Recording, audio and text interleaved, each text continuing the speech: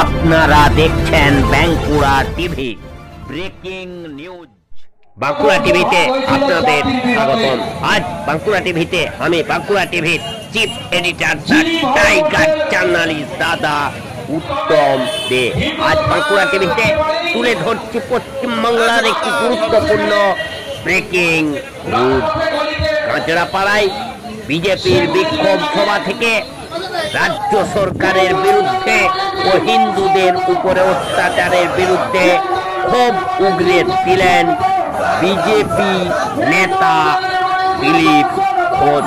আপনারা লক্ষ্য করছেন বেশ কিছুদিন ধরে এই পশ্চিমবাংলার বিভিন্ন প্রান্তে যেমন কাঁচড়াপাড়া, হালি শহর, মালদা, মুর্শিদাবাদ এবং দক্ষিণ চব্বিশ পরগনার ভাঙড় বিভিন্ন জায়গায় জামাতি মুসলিমরা হিন্দুদের উপর অত্যাচার করছে, বহু মানুষ ঘর ছাড়া হচ্ছে।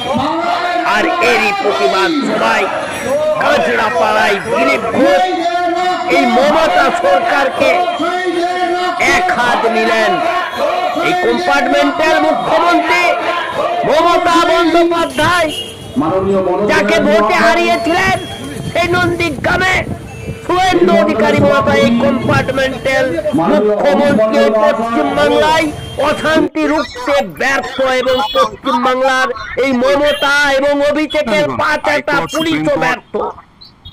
তার ছবি আপনারা বিভিন্ন জায়গায় দেখছেন আর তার প্রতিবাদ করছেন পশ্চিমবাংলার বিজেপি নেতৃত্ব।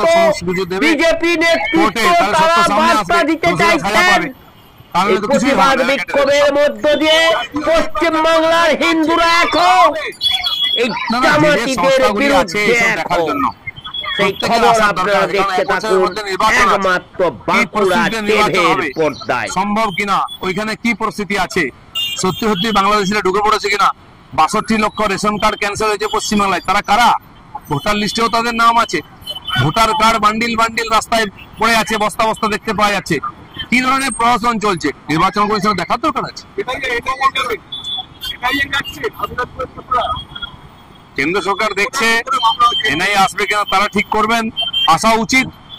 মুখ্যমন্ত্রী আজকে বলেছেন যে আগামী 1 বছর ধৈর্য ধরে থাকতে কেন্দ্রের সরকার পরিবর্তন। 4 বছর থেকে তো আপনার সম্বন্ধে লোকের ধৈর্যের মান ভেঙে গেছে। আরো 1 বছর আপনি কি চাইছেন? আপনি 1 বছর থাকবেন কি? মানুষে যাবে কোথায়? থাকতেই হবে। আর কেন্দ্র অনেক দূর, আপনাকে কেন্দ্র দেখতে হবে না, আপনার পার্টি আর সরকার সামলান। সে তো উনি 370 ধারা সম্বন্ধে বলেছিলেন, কোর্টেও গিয়েছিলেন, 2 কালে থাপ্পড় খেয়েছেন। তিনি বলেছিলেন ডিমনিটাইজেশন রোল ব্যাক করাবেন, হয়ে গেছে। তিনি বলেছেন 3 তালাক ফিরিয়ে আনবেন, হয়ে গেছে। বাবরি মসজিদ ফিরিয়ে আনবেন, হয়ে গেছেন। উনি ফিরে আসবেন কি, এই প্রশ্ন এখন।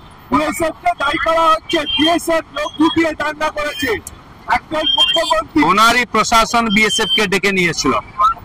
দ্বিতীয় দিন শুভেন্দু অধিকারী কোর্টে গিয়ে বিএসএফ এনেছেন, কিন্তু 11 তারিখে বিএসএফ নেমেছিল, নাহলে বাকি হিন্দুরা মারা যেত, ঘর ছাড়া হয়ে যেত। তার প্রশাসন পুলিশ ডেকে নিয়েছে, একসঙ্গে মার্চ করেছে। তো উনি কেন ডেকেছিলেন? দুমুখ সাপ কেন? উনি যেখানেই চাই ইউনিয়নে তো চলে যান না, কি হবে? 1 বছর পর তো বিদায় হতে হবে।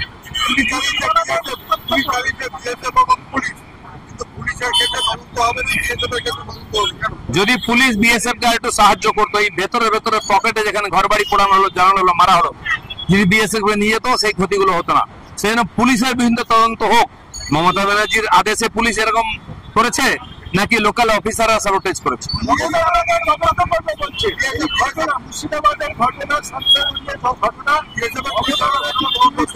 আজ পর্যন্ত মমতা ব্যানার্জির কোন তদন্ত কমিটি সিট বা এই যে স্পেশাল যে টাস্ক ফোর্স তৈরি হয় তার কোনো রিপোর্ট এসেছে? তারপরে কোনোদিন কোনো অ্যাক্টিভিটি কারবাই হয়েছে? মমতা ব্যানার্জি ডপের চপ শোনাচ্ছেন সবাই।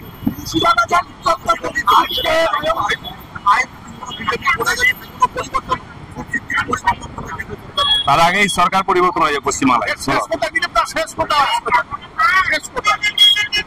শেষ হবে সরকারের বিসর্জনের মাধ্যমে। উত্তরপ্রদেশে, বিহারে 20 বছর আগে এরকম প্রশ্ন ছিল, হিন্দুরা পলায়ন করতো ছেড়ে। আজ হয়েছে?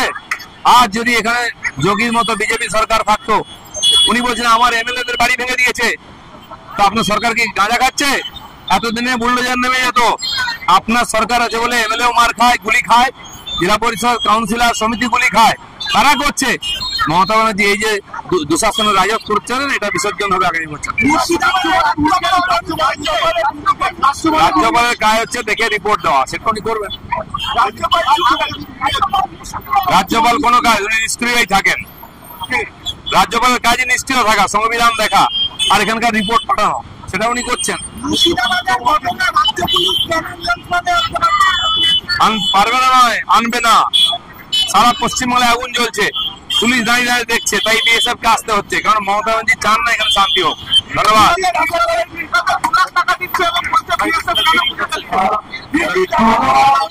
আজকে আমাদের যে সভা অনুষ্ঠান চলছে, উক্ত সভা শুরু করতে চলেছি। আমাদের মধ্যে উপস্থিত হয়েছে আমাদের সকলের প্রিয় ব্যক্তিত্ব মাননীয় দিলীপ ঘোষ।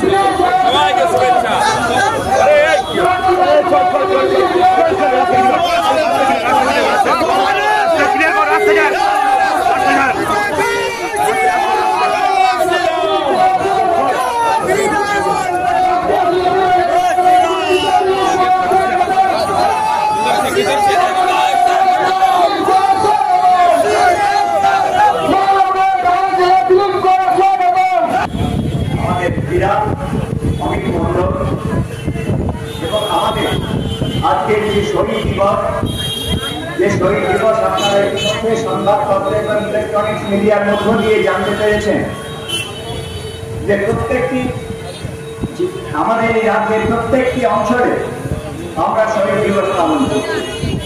আর যে কাকড়াপাড়াটি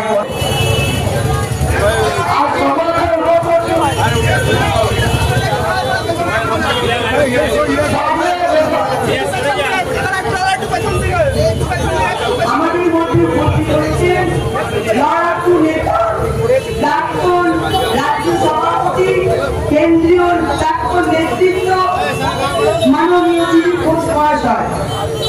আমরা আজকে দাঁড়িয়ে আপনারা প্রত্যেকেই জানেন